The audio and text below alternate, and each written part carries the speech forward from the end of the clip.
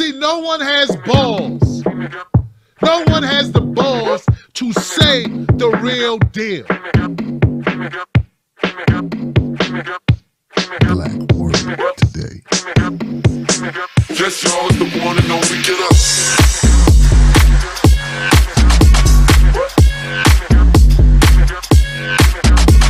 You are poor.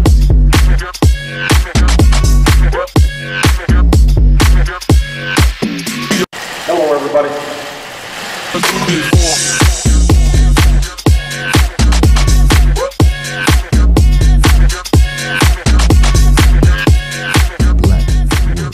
Today.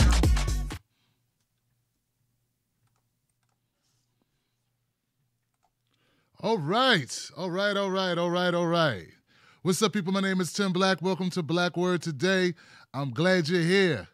Thank you for tuning into this show. We're about to get into some news. We got the Trump budget and some cuts and some changes to the food stamp program. We got Jeff Sessions making some comments in a statement that some people say is a diss to the blacks. We got Baltimore police officers found guilty of being criminals themselves. Chinese police step up the policing game. And Leslie Jones, well, she gets it in on some tweets. But before we get into that, now for our Black History moment, because this is Black History Month. This man's name is Garrett Morgan.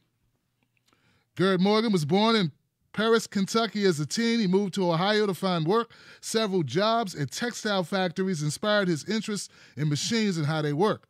Morgan also opened a repair business. As you can see in the picture here, Morgan invented a safety hood. It made polluted air more breathable. The invention was an early version of the gas mask later used in World War I to protect soldiers from poison gas.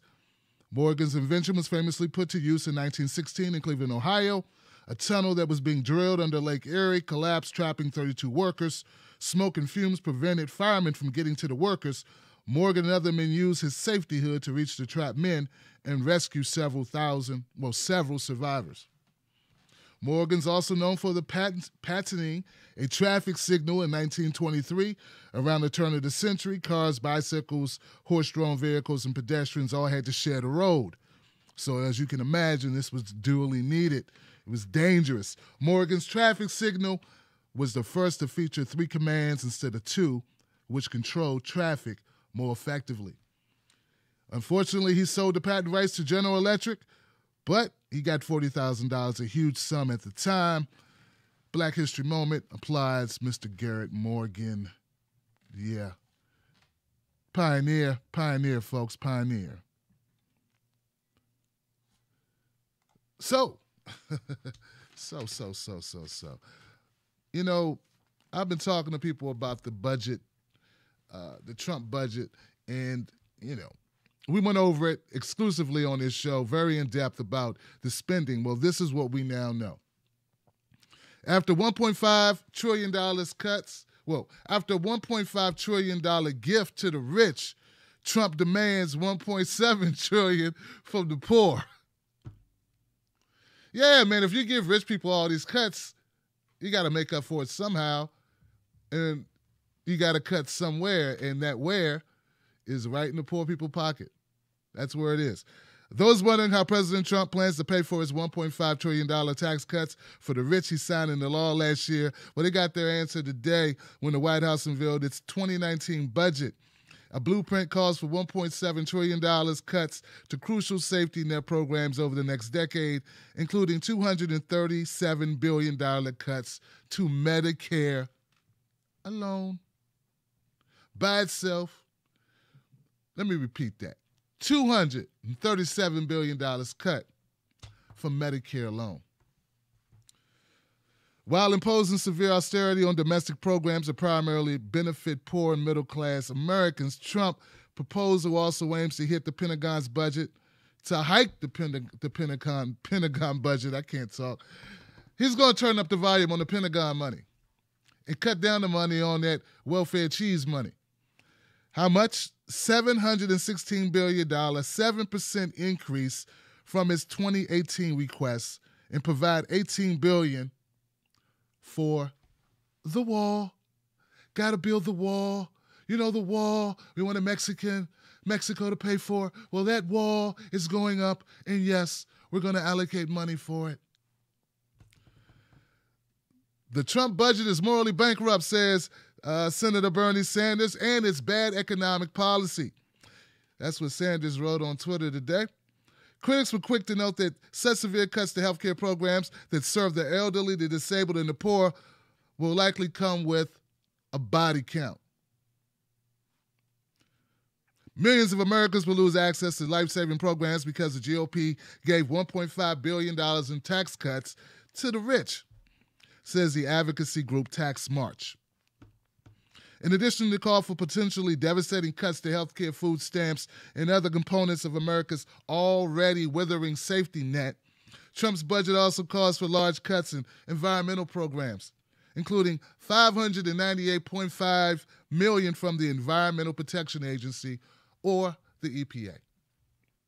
Yeah, we all know Trump doesn't got much love for the EPA. He looks at these restrictions that make sure our water and our air, things of that nature, are clean. They're just impediments to big business. Yeah, you can't let things like being able to sustain, breathing, you can't let that get in the way of making a dollar. What are all our big businesses going to do if they got to worry about stupid stuff like regulations, protecting the environment? You asking too much of corporations to want people to live.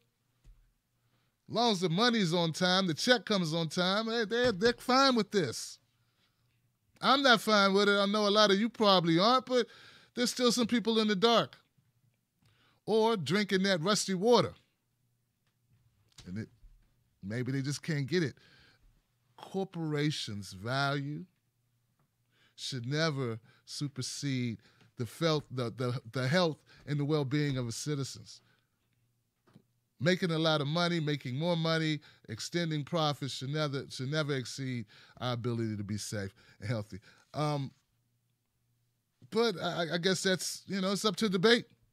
I don't know why, but here we go. Now, who says this? The President Trump's budget is nothing short of devastating for all Americans who value clean air, safe drinking water, and protecting public land, said Rhea Suh, President of the Natural Resource Defense Council, in a statement on Monday. Though the presidential budget requests are non-binding, they are a strong indicator of the White House goals and values. As Indivisible's senior policy manager Chad Boat observed while analyzing the newly released budget. Trump's budget proposal was just a proposal, but it's a clear statement of his priorities. Yeah, we get that. So, what say you guys? See, I've always said, it's not just that I have a problem with corporations, because I don't. Not all corporations are created equal. We got some corporations that have a compass, but it's difficult because a corporation's job is to increase the value to its shareholders. That's their obligation. Supposedly, when you have regulations such as the EPA, regulators, their goal is to protect the public. So there's always going to be this. And Donald Trump, obviously, and a lot of people voted for him because of this, he said he was going to help business. For some reason, everyone who heard that, who believed it, they forget people aren't businesses. People are not corporations. Corporations have cycles, but not the kind you and I have or women have. And they may have needs, but it's not the kind we have, like the need for food. What they need is cash infusions. What they need are tax breaks in order to grow. We got to wake up and realize that. Speaking of being able to wake up and grow, the Trump administration wants to decide what food SNAP recipients should get. Now, SNAP is food stamps. It's a term, the Supplemental Nutrition Assistance Program, or food stamps. That's how most of us know the name. All right. But typically, people get a card, EBT card. They're allocated a certain amount of food stamps or benefits on their card, and they're able to use that card in many places where it's accepted. Okay? What Trump wants to do is say, okay, well, instead of giving you food stamps, we're going to, for a large portion of that money that would be in benefits, we're going to send you food. Yeah, we're going to send you canned goods and shelf-stable milk. We're going to choose what you eat, basically. And my thing about this, guys, is, first of all, you say it's going to save money, but food stamps or SNAP, it doesn't take up that much of the budget, right? It just doesn't. I mean, let's go back to our graph real quick, guys. We did this, but I guess we got to go back over it because, you know, in order for people to understand what we're talking about here when we talk about food stamps. Once again, guys, here goes that budget we was talking about. Now, this is the proposed 2017 budget. All right, this is not totally accurate because the Trump administration, they have increased the military spending that you see here. But as you can see, guys, look over here. Transportation, food and agriculture, 1%. Medical, housing, community. Where is the food stamp? Oh, that's right. It's inside. Food stamps inside of this 1%, man. Do you get what I'm telling you? Housing and community. No. Food stamps aren't housing and community. It's food and agriculture. So when people talk to you, when you hear people talking about food stamps being cut and they think about, some greedy person getting, a steak or something, or getting crab legs, remind these people that we're talking about very, very small slither of our budget. So what they do, this is the Jedi mind trick that they use on people, right? They talk about how much money is spent on food stamps. They talk about, all this money on food stamps, not a lot of money to farms or whatever. It's like, say you got $100 total, and you spend $10 on food, $10 on makeup, $10 on clothes. I know $100 is a crazy number, but they're looking at the $10 on food, and then they're looking at that $10 on food and making a determination that this is a lot of money, that 10 of the $10 on food, 8 of it went to food that you chew, and 2 of it went to drinks. You get what I'm saying? But they're leaving out the fact that we got $100 total. So when they make these arguments, they're only looking at the amount of money that's being spent within food, within the food section. But it's nothing. It's absolutely nothing. If you look back at the chart, man, it's absolutely nothing. It's the smallest slither on the fucking board. That's what I want to say. It's the smallest slither on the fucking board, and you want us to think it's okay to cut that.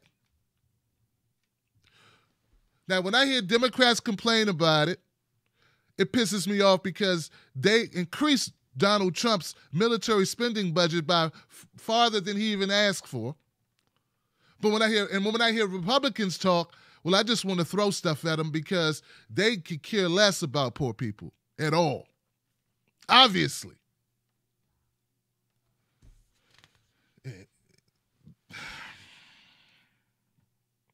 The USDA believes they could deliver this food at much less cost than SNAP recipients currently pay for food at retail stores. That's the other thing. Think about this. Wrap your head around it, because this is something that I realized while doing research on this. When people get food stamps, what do? Most people, right? Like some people may sell them to get their car fixed, right? Not worth that much money. Okay, you can't sell food stamps for 3 times their value. But most people who get food stamps, what do? They buy food with it. So it gets spent in stores, which does what?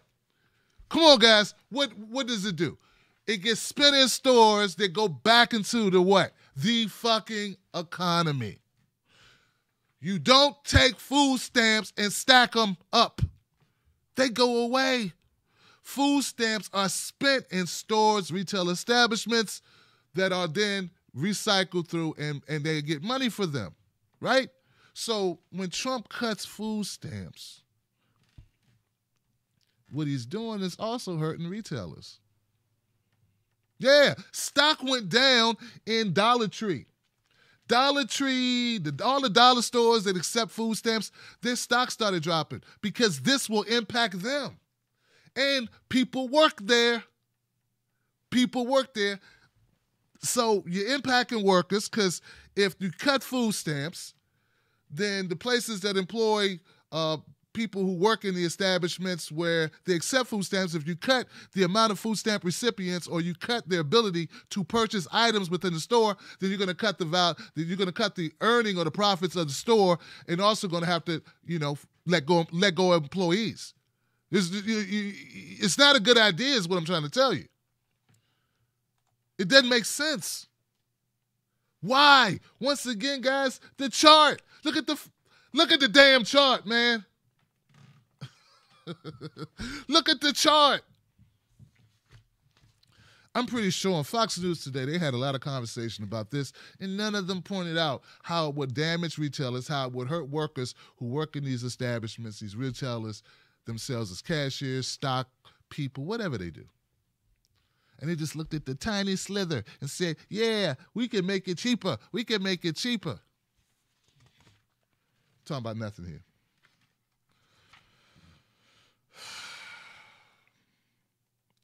Joel Berg, CEO of Hunger Free America, a hunger advocacy group that also helps clients access food assistance services, said the administration's plan left them baffled. They have managed to propose nearly the impossible, taking over $200 billion worth of food from low-income Americans while increasing bureaucracy and reducing choices. See, this is why I don't spend a lot of money or a lot of time. Well, I don't do either. I don't spend a lot of money because I don't have a lot of money. But I don't spend a lot of time on Republicans because obviously their policies, their conservatism, particularly when it comes to poor people, is just, to me, indefensible. Not only are they cutting choices, you can't choose if you want fresh string beans or canned goods, because that's what they're going to send you. They're taking money away from poor people. I mean, it's like sticking people up who have no recourse. In the time in our history when the rich have the most, poor people have the least, your decision is to cut food stamps because the spending on food stamps is just out of control. I'm not going to go back again to the damn chart, but I'm beginning to believe these people have no morals at all. I mean, what's the difference between cutting food stamps and, I don't know, running over people? I mean, you technically are running people over. They can't get out the way. They're on food stamps. They're at the bottom of the bottom for a reason. Their job left, or they just don't make enough money. They work at Walmart. They work at Target. A lot of these people have jobs. They just don't make enough. You understand? All right. It's hard to qualify. And then a lot of people are caught in the gap where they make just a little bit too much, to get food stamps. So they're screwed anyway. But we're talking about the people who do fall within the means of getting food stamps. All right. Let me turn the page a little bit to Jeff Sessions, guys. Jeff Sessions. Your friend, not mine. Oh, Jeff Sessions, this sumbitch, he made some comments today, and I'll share them with you. We can have a conversation about it. Here he is, making a plea or making some statements about sheriffs. Since our founding, the independently elected sheriff has been the people's protector, who keeps law enforcement close to and accountable to people through the elected process. The office of sheriff is a critical part of the Anglo-American heritage of law enforcement. We must never erode this historic office. Okay.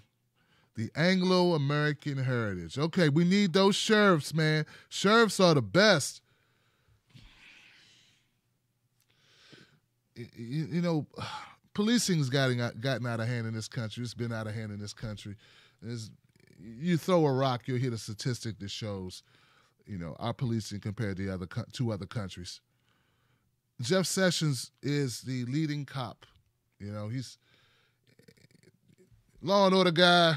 Everything's about the police. He talks about sheriffs. He's talking about how they are what's the word for it? The Anglo-American heritage. There was no need to say Anglo-American heritage. It just, the way that it lands in the brain, it just seems just like Sessions, very white. Why do you need to use that type of language? Listen to what I'm saying. I want to thank every sheriff in America. Since I founded, the independently elected sheriff has been the people's protector. First of all, that's not true. You know, law enforcement was created to protect property. That's what law enforcement was. And if you didn't own property, it wasn't there to protect you. And guess what else, or who else was property when they created law enforcement or police? The blacks were property. That's who property. That's what they're talking about. That's why they created them to chase slaves and return property to who? Its masters. Their masters. And most poor people didn't own slaves. Slaves cost a lot of money. So we're talking about law enforcement was created. Let me keep it real with you, because Jeff Sessions won't. Law enforcement was created to protect rich people's shit, whether it be people as in slaves or just property in general. So he starts off lying. Then he lies more. Since I founded, the independently elected sheriff has been the people's protector who keeps law enforcement close to and accountable to people through the election process. Second, our election process is screwed up. It's more than screwed up, it's lacking of democracy. It's not transparent. We have no way to track it. If the way we vote in this country, if they voted that way in other countries, we would say their elections are a sham. But since it's us, we say, we special. We don't have to adhere to election processes that are verifiable. Yeah, that's our election process. What else did he say? When he invoked, as most law students learned in the first week of their first year, Anglo-American law. So listen, invoking Anglo-American heritage. That's the part. The office of sheriff is a critical part of the Anglo-American heritage of law enforcement. The Anglo-American heritage of law enforcement. Invoking Anglo-American heritage seems to have been an impromptu decision by the Attorney General. A written version of the remark says that Sessions was supposed to say, because it was written down, guys, that they handed out. When you go to a press conference, you can ask for a written copy, in case you missed something. The written version of what he was supposed to say for his remarks, he was supposed to say, the sheriff is a critical part of our legal heritage. Jeff Sessions on the fly decided, hey, we don't want to say that. Legal heritage, let's make it Anglo-American heritage. And like I said, to me, it just sounds like I'm not wanted. You know what I mean? Like, get out of here, Blackie. We don't need you around here. This is for white folks. And I know it may not be how everyone feels, but I'm telling you, the way Jeff Sessions talks, it's just I would like to call it a rookie mistake, but it wasn't a mistake. He intentionally modified that shit on the fly. And it wasn't needed. So, now, I did look up, let's see if we can get here, because things are kind of not running too smoothly on this damn software. Anglo-American, if you look up the definition, it means English-speaking European, okay? All right, so that's what it means. But why not just say American? Legal heritage. Why use divisive talk? Why use this terminology when it's unnecessary? when it evokes, the sentiment of divisiveness. And then when you call it out to say you're being divisive, to call it out, as I call this out there, say I'm being divisive. But he did not need to use that terminology. That is divisive. It's the Republican trick, You call out something that sounds like a dog whistle of racism, and what do you get for it? You get lies, and then they play victim. There you go, thinking about race again, Tim Black. Nah, not really. There you go, being a bigot again, or using bigoted terminology that a lot of the bigots, they don't know what the hell you're talking about. It just sounds to them like, hey, all right. We like Jeff. Here you go, fighting for the white man again. All right. I guess we'll roll on. We'll try to roll on to the next thing here. This is locked up for some reason. Oh, I got dropped, whatever. Did we stop?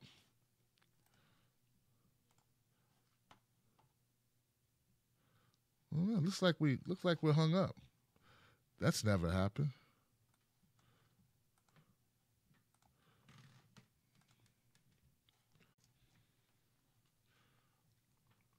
Well, I don't know what happened there, guys, but we're back. I hope you are back too. I went on a little rant about Jeff Sessions. Maybe, I don't know, powers that be didn't like it. I don't know. Got locked up. All right. Enough with Jeff Sessions. Stop with your damn dog whistles, Jeff Sessions. Choose other words, Jeff Sessions.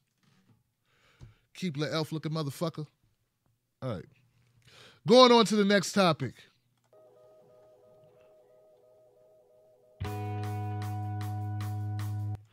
What do we have here, Tim Black? We have Baltimore cops. Baltimore police guilty of robbing citizens. A Baltimore jury has found 2 officers guilty for their role in a sprawling police corruption case that involved robbing city residents. Yeah, we talked about this. We're back at it. Daniel Herschel and Marcus Taylor were convicted of racketeering and robbery charges and cleared of some others. But the racketeering and robbery, got him. They were a part of an elite unit tasked with seizing illegal firearms. But instead, the squad went rogue, stealing cash and guns and selling drugs. 6 other officers had already pleaded guilty. Some testified in court. Baltimore police have struggled to regain public trust after the 2015 death of Freddie Gray. The city's police department is currently subject to federal monitoring as part of a court-ordered reform due to discriminatory and unconstitutional actions. Policing. Additional officers named. The verdict follows 3 weeks, guys, of explosive testimony in a federal courtroom. A jury deliberated on Thursday and Monday over an array of charges stemming from an FBI investigation of the Baltimore Police Department's unit called the Gun Trace Task Force. The Gun Trace Task Force. Like I said, their whole job was to get guns off the street. And what they did was steal your money, right, and put guns on the street and put drugs on the street. They shook down people, just took their shit. I covered this. They in one testified portion, they said how they would plant guns. They'd have guns in the car so they can plant in case they got into trouble. That means if they shot somebody who didn't have a gun on them, they would plant a gun. Then they pull someone over and get their address, and when they got their address, they go to their house and steal all this shit out of their house. This happened. This was going on in an elite force. And then people say, well, Tim, why don't people trust police? Why don't people trust police? I don't know, because they're crooked. They're crooked. And of course, not all police are crooked, but these mofos was crooked. And not just these 2. A lot of them are crooked. All right? Like I said, a jury deliberated on Thursday and Monday over an array of charges stemming from the FBI investigation. In addition to the guilty findings, They cleared Herschel and Taylor on charges of possession of firearm in the furtherance of criminal or a crime of violence. Okay. All but one member of the GTTF were indicted and arrested in March 2017. 6 former officers pleaded guilty, and 4 of those, Maurice Ward, Jamel Rahim, Evodio Hendricks, and Momondo Gondo, were called to the witness stand to testify against their former colleagues. They detailed a series of thefts that went back years, including pilfering cash during street arrests, cracking safes, doing some safe cracking, stealing kilograms of drugs to resell, and armed robberies committed by wearing masks and brandishing guns. These 2 things, legitimate police work and criminal conduct, did occur side by side, said U.S. Attorney Leo Wise. They were, simply put, both cops and robbers at the same time.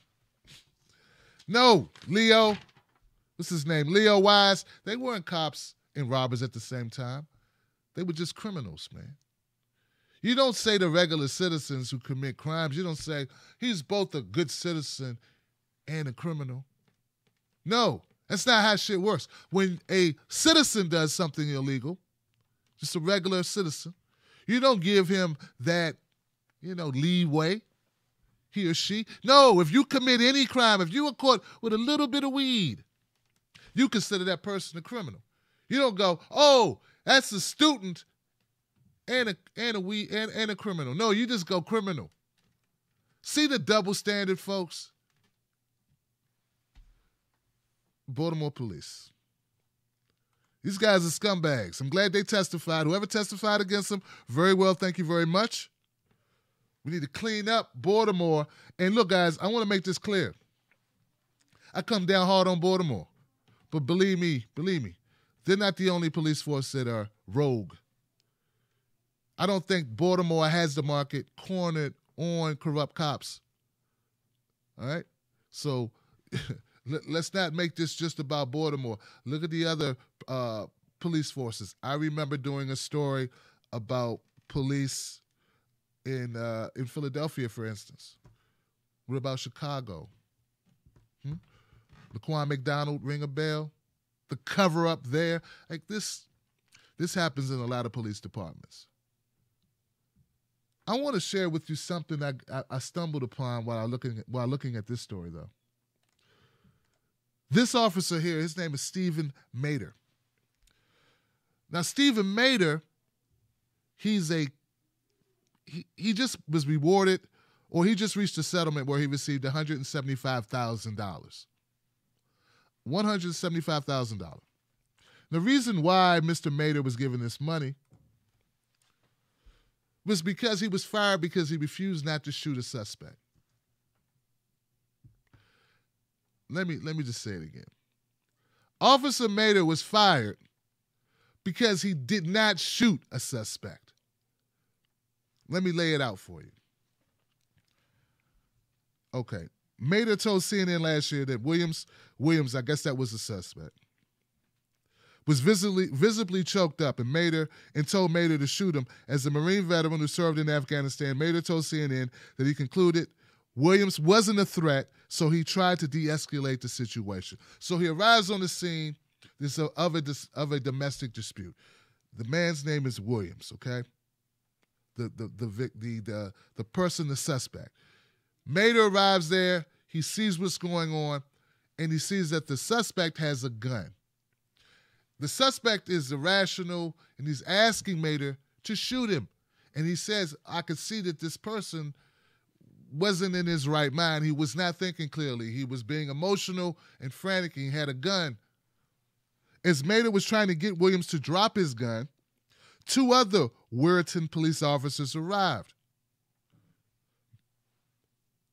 He said Mater told CNN that Williams raised his gun and was immediately shot and killed by one of the other officers. A state investigation found the officers' actions were justified. On June 7th, 2016, the Weirton Police Department fired Mater. The lawsuit filed in May 2017 claims the department fired him because of failure to meet probationary standards as an officer and apparent difficulties in critical incident reasoning. Basically, what they were saying was, Mater, you didn't kill a guy. Yeah, it's right here in the book. You gotta shoot him down. Yeah, no, it doesn't matter that he didn't shoot anyone. It doesn't matter that he didn't shoot at us. But it's your job to show up and shoot motherfuckers. That's what you're supposed to show up and kill. You didn't show up and kill. You tried to de-escalate a situation, and then we had to come in and kill a guy for you. That's your job, Mater. And since you are not living up to your job, hit the bricks, Mater.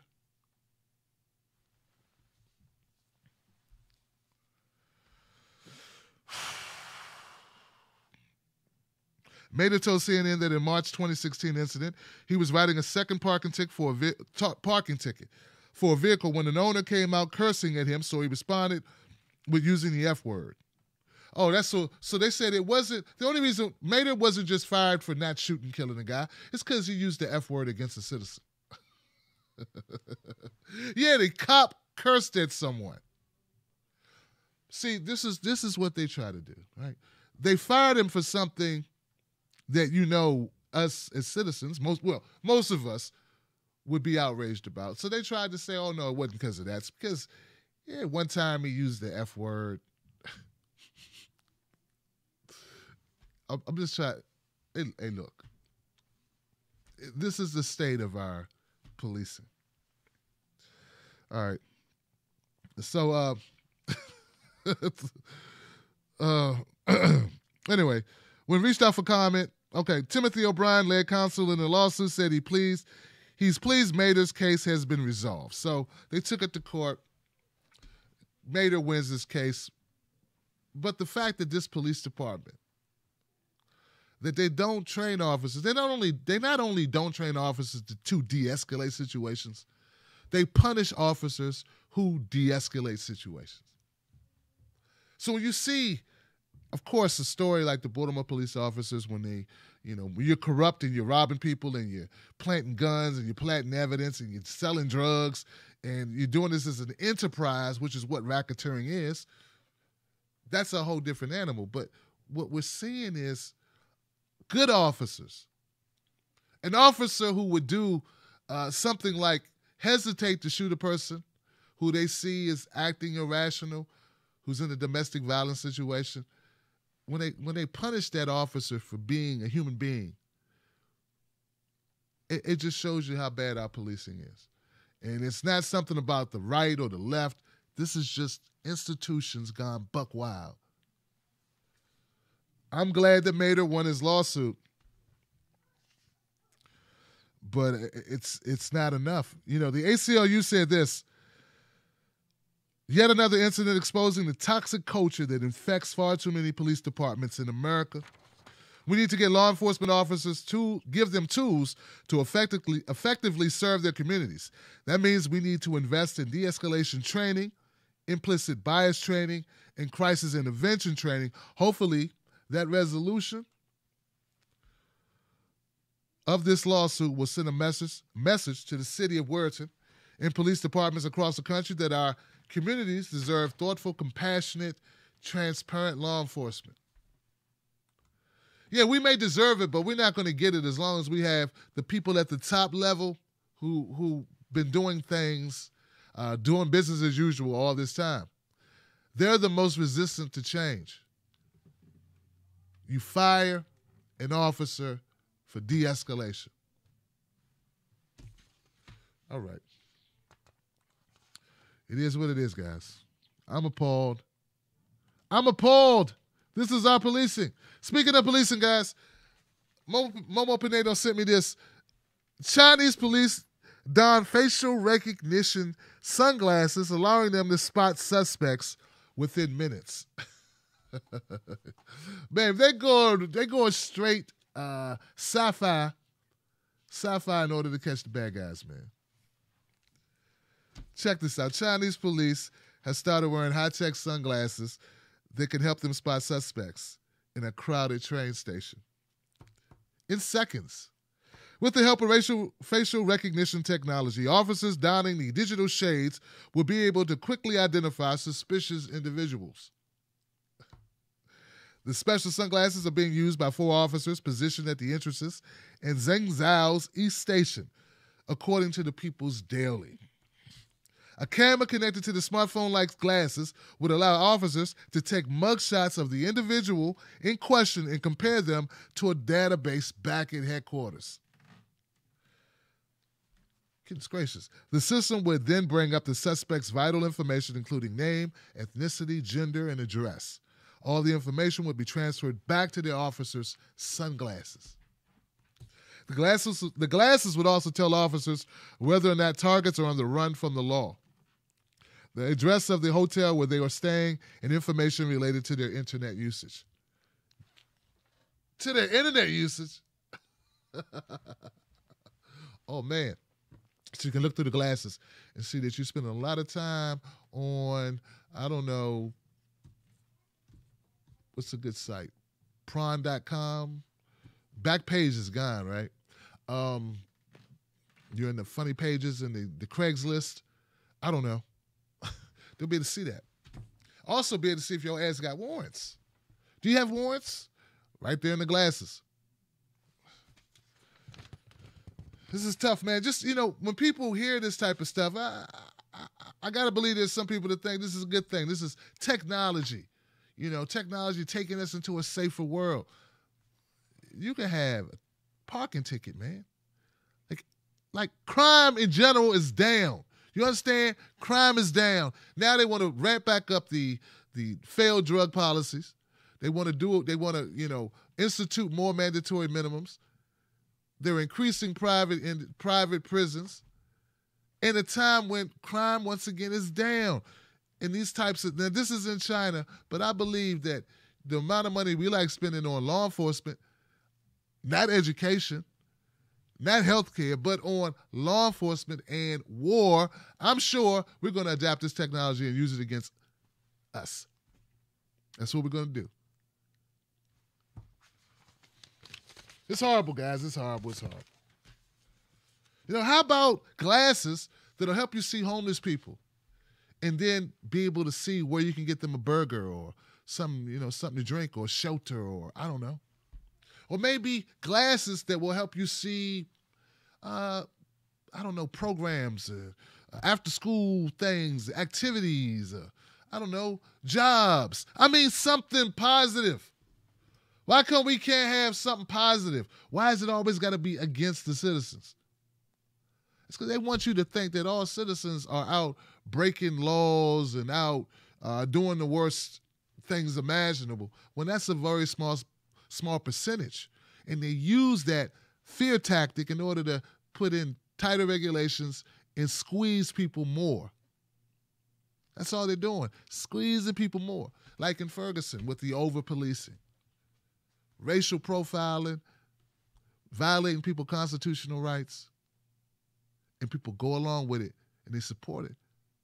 Why? Because they have this boogeyman idea of people who are just trying to get by. Anyway, man, look, it is what it is. I had a great time in Salt Lake City. I had an opportunity to do stand-up with my friend Lee Camp. And a lot of people came out. Thank you for coming out and joining the show. I appreciate you. You showed up.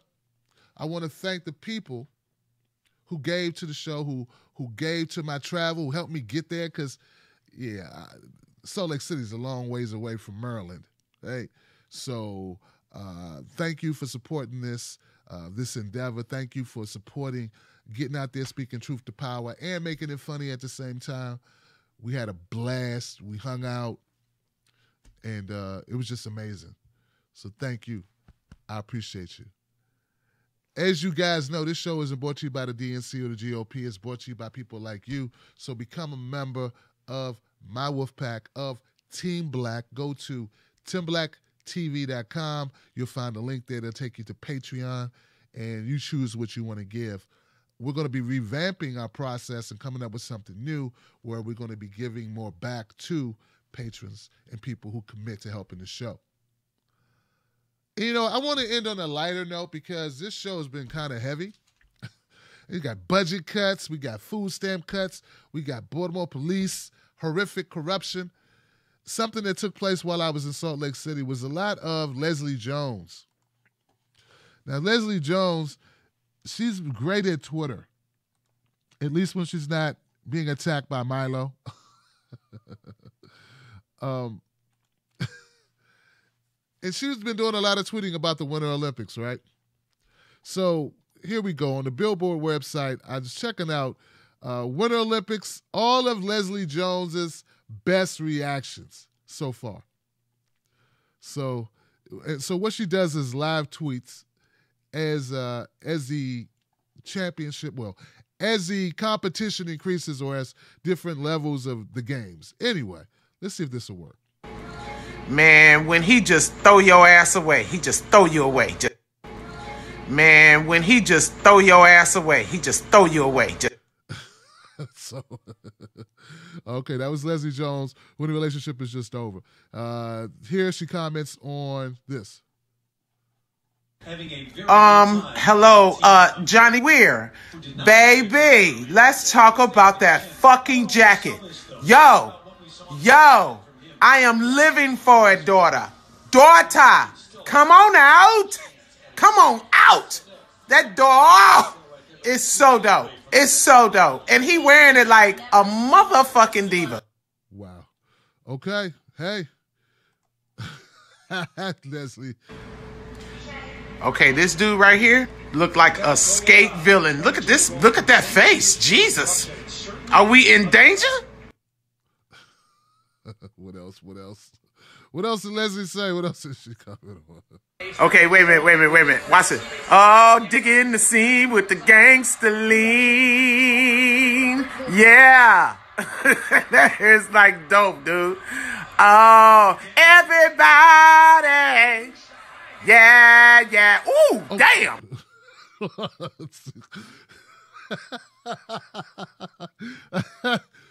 Leslie is funny, man. Some of it, I don't know. All right, some of it I think it was that funny, but some of it is funny. Leslie's got a great sense of humor, you know. I could do that, you know. Oh, look at that. Oh, shit, look at that. Oh, look at that. Look at her. Look at him doing that. That's crazy. Sit your ass down. That's all it takes. Look at him. Oh, look at her. She looked like she just fell out of the seat. Look at her. She's going to sit her ass down somewhere. Look at her. I'm trying to tell you, man. Oh, look at this. Oh, shit. Oh, stuff. That's all it takes. Give me an SNL spot. That's it. That's all you got to do, huh? Oh, look at the man. Look at him. Oh, look at his feet. He got big feet. Oh, he got the big old feet. Look at the big old feet on there. God, that's some big feet. That's it. That's it. That's all you got to do. I ain't hating. I'm just saying, man. Keep hope alive. Support this show. Go to TimberlakeTV.com. Become a member of this show so I could be like Leslie Jones and just shout out random shit and people be like, that's so funny. I know it's come across. I'm not hating. I'm just keeping it 100. Sort of like Jeff Sessions with his Anglo-Saxon comment, man. What about brown people? Jeff, you do realize some of them live here. Jeff, you from Alabama, man. You know these black people, man, don't want to hear the Anglo-American law.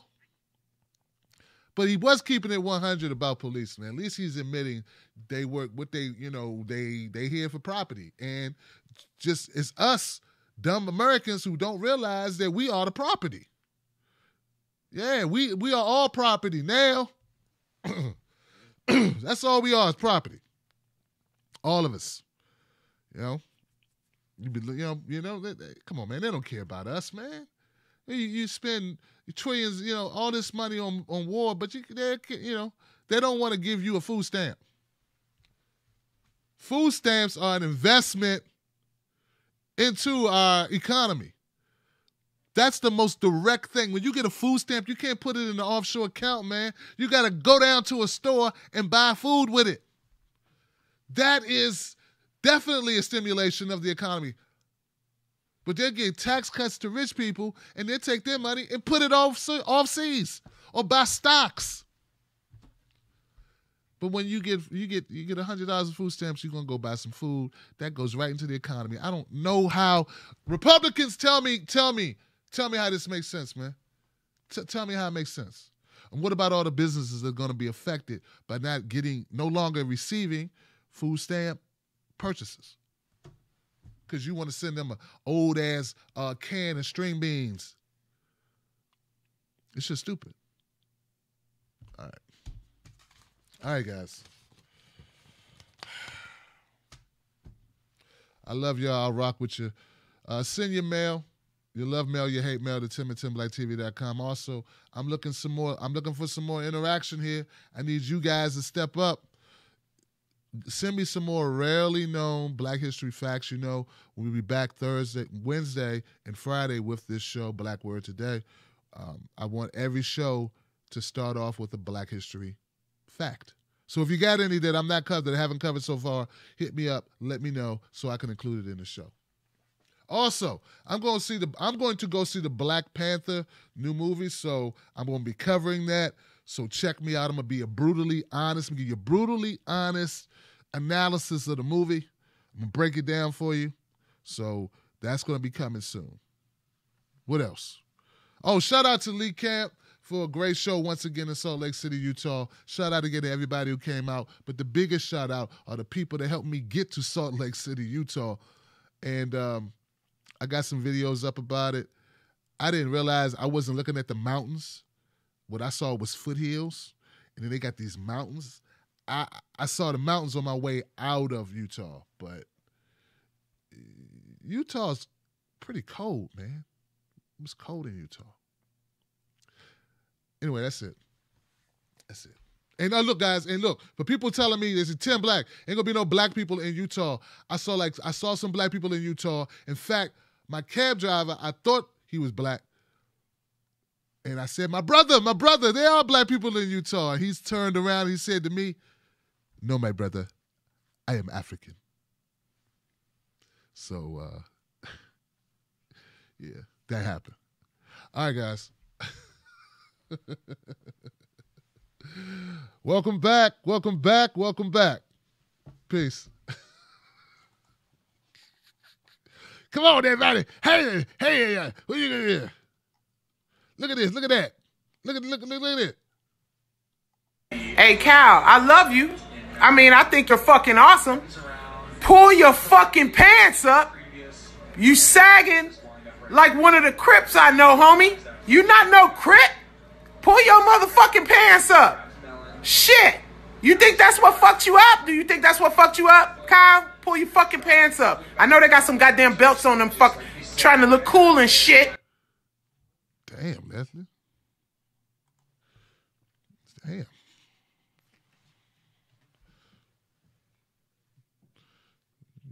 Wash your mouth out with some soap there, Leslie.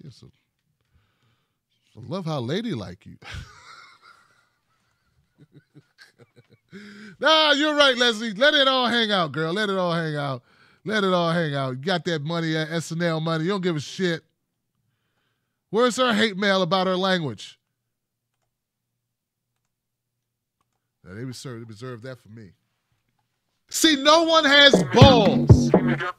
No one has the balls to say the real deal. Black Word Today. Yes, y'all is the one and only. Get up.